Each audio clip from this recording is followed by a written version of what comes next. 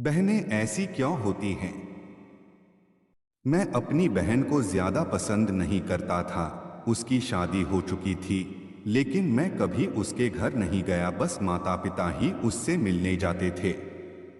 मुझे पता भी नहीं था कि वह किस हाल में है। वह कभी कभी मायके आती तो जाते समय मेरी माँ उसे घर का कुछ सामान भी दे देती। यह बात मेरी पत्नी को बिल्कुल पसंद नहीं थी। जब भी मेरी माँ ऐसा करती, मेरी पत्नी आकर मुझसे शिकायत करने लगती कि तुम्हारी माँ तुम्हारी कमाई कैसे उड़ा रही है। जब भी तुम्हारी बहन आती है, उसे खाली हाथ जाने ही नहीं देती, कुछ ना कुछ जरूर देती है।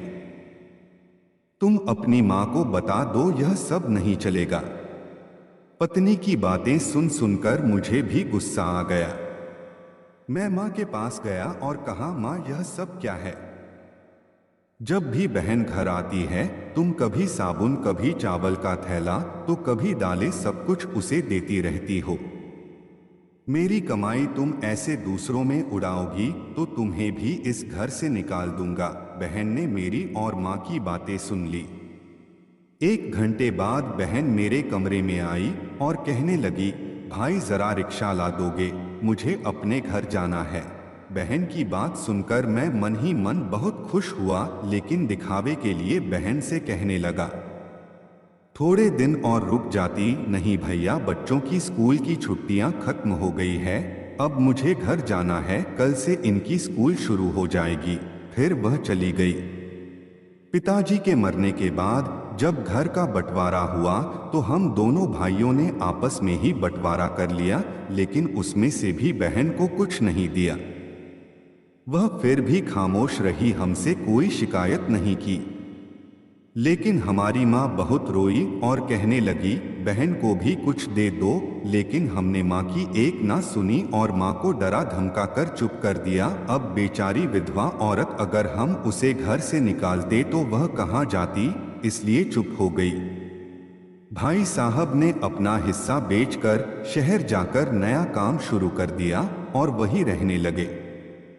हमने अपनी बहन के साथ जैसा व्यवहार किया था, उसकी सजा तो हमें मिलनी ही थी। भाई साहब का कारोबार बर्बाद हो गया और वह मजदूरी करके अपना पेट पालने लगे। मेरे बड़े बेटे को भी टीबी हो गया, उसके इलाज में लाखों रुपए खर्च हो गए। जो भी मेरे पास था सब कुछ खत्म हो गया और मुझे कर्ज लेना पड़ा। हाल इतना बुरा हो गया कि खाने के लिए भी पैसे नहीं थे, घर में कुछ राशन नहीं था। मैं कमरे में अकेला बैठा सोच में गुम था कि मेरी बहन घर आ गई। उसे देखते ही मेरी पत्नी ने कहा, आ गई मनहूस। बहन को देखकर मैं भी गुस्सा हो गया, लेकिन अपने गुस्से को दबा लिया। वह मेरे बच्चे के पास गई, उसे देखा और फिर मेरे पास आकर बैठ गई। मेरे भाई, क्या तुम परेशान हो? यह कहते हुए उसने मेरे सर पर हाथ फेरा। बड़ी बहन हूं तुम्हारी, तुम मेरी गोद में खेले हो, अब देखो अपनी बहन से भी बड़े हो गए हो कि बहन को कुछ नहीं बताते, अपना दुख भी नहीं बांटते। यह कहते हुए उसने अपने सोने के कंगन निकाले और मेरे हाथ में रख दिए।